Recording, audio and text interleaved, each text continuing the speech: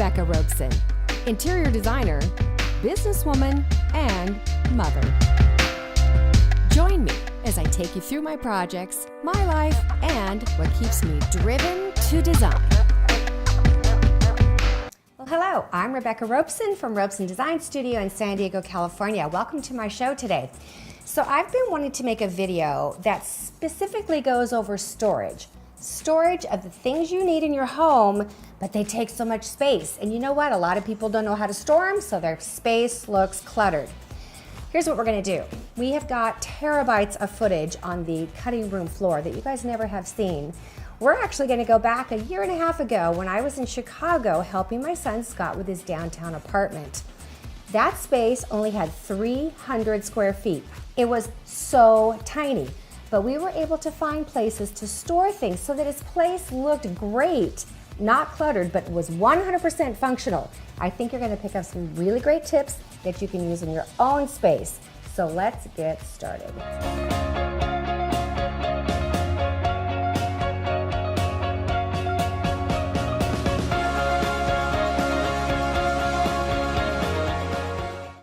In this room, yes, we had a television on a TV stand. Well, that's a great thing to put all your DVDs and all your videos and stuff. Do they even have DVDs and videos anymore? I think he's gonna say, Mom, we do Hulu and Netflix anymore. But if he did, he could put them underneath of that cabinet. He put something under there, probably bottles of wine. I don't know.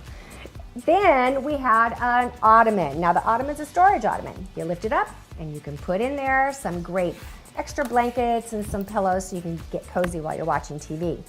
One of the things that was also challenging in his place was these dumb radiators. I'm sorry, I live in California, so I am not used to radiators. They take up space and they also make furniture placement so awkward. Well, we were able to take care of that by filling in that little space behind the sofa with a bookcase.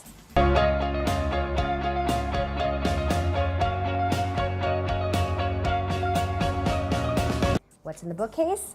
Beautiful things on top, because that's what you see. And by the way, I did color blocking on there. So when you do books and you want something that's a little more modern and hip and contemporary looking, do your books by color. Then it doesn't look like an old-fashioned library. Just a little simple, easy, free tip there. Okay, underneath we put things that he would need to get access to every once in a while, like his large toolbox and his Christmas decorations. Now, on another note, if I was to do this again and I had more time, I did this apartment in 3 days. If I had 4 days, I think it'd be great to add wheels to the bottom of that bookcase so you can actually slide it out rather than have to move the sofa every time. Now that's a Grayson tip right there, I can just tell you. Where's Grayson when you need him? Then we put all those things under there, push the sofa behind it, and you never see it. Another thing we did was we got a wall clock. Everyone needs a clock, right? How else are you gonna get to work and to a date on time? Well, this clock actually has shelves below it, so we could store some really pretty things as well as family photos. As we moved ourselves around into the kitchen, that kitchen had the bare minimum of kitchen cabinets. So we went to IKEA and we bought a tall PAX wardrobe piece, put a mirrored door on the front, and that thing is awesome. It actually extends the kitchen, makes it look so much bigger, but the best part is that cabinet can store a vacuum cleaner, Swiffer, his large camera equipment, even a piece of luggage if he needed to, and it's a great place for him to hang up his coat when he first walks in. By putting a mirror on the front of that cabinet, it's a reflective source for light, and it actually makes the room feel a little bigger. Smart, huh? Here's one of the things I loved. As we walked down the hallway to his bathroom, okay, it's a small place, so it's not that much of a walk, but there was a hallway. Only 36 inches wide. He still needed a lot of storage. So I bought him the Billy bookcases. I bought the lower height that's kind of, right about at your hip. And then the second bookcase is probably right about here. And then the last one goes all the way up to the 8 foot of the ceiling.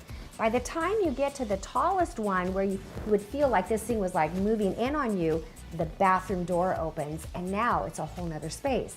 So in the bathroom, we were able to access that tall bookcase to house all the things that you'd want to have as a bathroom storage, all right? And I'll go into that in a second.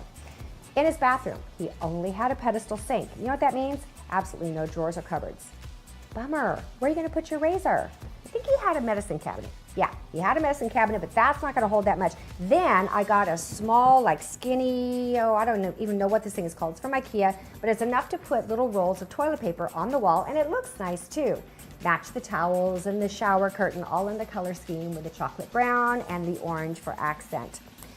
Now, as you look over, you're gonna see it looks just like that bathroom just grew by another 3 feet, because there in that bookcase is storage. Now, let me tell you how I do this. This is the best part of the whole apartment, in my opinion.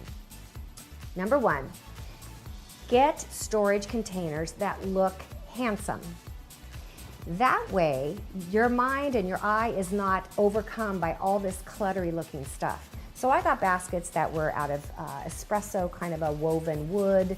I got leather baskets, wicker baskets, but I kept them all in the dark color, and some even have leather handles, so it really looks nice.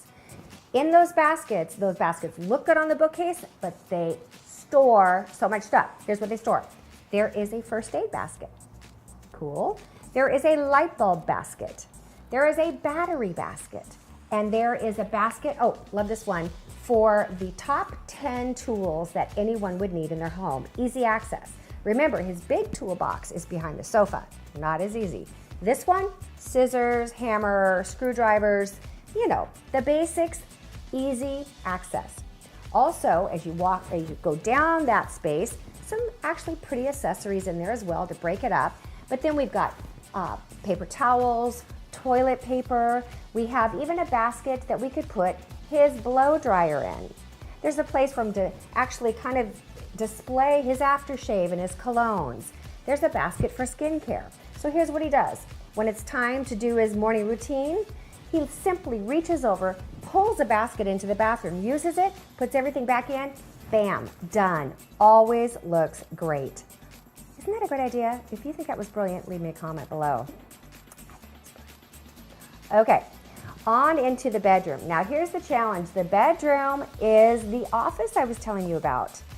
A bedroom and an office. I don't think that's feng shui. That's got to not be feng shui. But it had the exposed brick, so it was really cool. So what you see when you walk in is a chest of drawers with a TV on top. Perfect. You see a bed with 2 nightstands, and you see a desk. Do you know that in that room there is so much more, but it is concealed by well-planned storage cases? Okay, under the bed, we got a bed that had drawers underneath. I mean, that's just so simple. In that, we made it a little bit of a linen cabinet, so it's got extra sheets, extra towels, extra blankets, and even extra pillows. Perfect. I mean, easily accessible, exactly where you need it. In the nightstands, the one to the right, we put in his extra cords. You gotta have extension cords. You need to have all your electronic cords. He knows exactly where to go. The top drawer was left open and usable. On the left-hand side, below, he has all of his memorabilia, like family photo albums. The top 2 drawers left open and accessible. I'm sure in the top drawer, he probably keeps a picture of his mother. I'm pretty sure about that. To the left of the nightstand, it's one of those stupid radiators. But I think we actually made it look pretty good, don't you think? Let me know. To the left, below the TV, is another cabinet. Now that cabinet could be configured any way we wanted to. We actually put in file storage drawers. So for his home office, he now has files, but you'd never know that they were file drawers because they just blend in beautifully with the style and the decor of the room. And to the left of the file drawers are other smaller drawers that we could put tape and I don't know, scissors, Post-its, glue, all that kind of stuff in it. He has his desk. Above his desk, we also put in bulletin boards so that he could put things up on the wall. And then to the left of that, file containers so he can put files on the wall. So all in all, it was a very well appointed apartment. I hope that this has been helpful for you. I hope you're able to take some of these ideas and use them yourself in your own home. Let us know below if this has been good for you and it's been helpful. Also, I'll put a link in the description box below how to get to the actual reveal video of Scott's Place if you haven't seen it. If you haven't seen it, I don't know where you've been because it's got over 600,000 views. A lot of people have seen it. Secondly, just to remind you that our Udemy course is coming very, very soon, and we're going to be telling you about that so you can sign up early, and we have some discounts available. And that's where you can learn how to use the 3D modeling program that I use, and I used it in Scott's apartment as well. So that's exciting, keep that in mind. And then the last thing is WWRD, hashtag. Remember that? So be sure you're submitting. A lot of people have submitted their photos already for me to go through and tell them what I would do to improve their spaces. We'd love to see what you have that is a conundrum to you in your own space. So go to our Ropes and Design Facebook page and leave your photos. Hashtag WWRD. All right, you guys, thanks for joining me this week. I look forward to seeing you guys next time.